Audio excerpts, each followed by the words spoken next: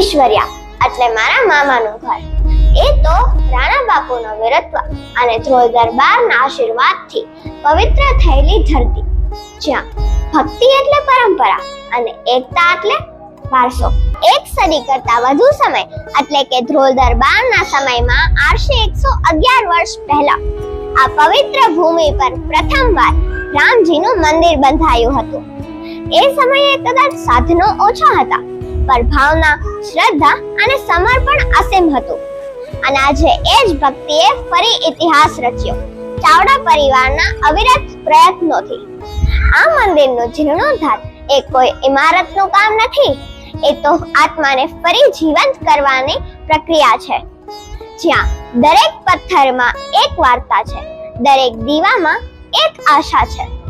અમારા વાલા વિક્રમ બાપુનું સ્વપ્ન હતું આ મંદિર, અને આજે તેમનું આ સ્વપ્ન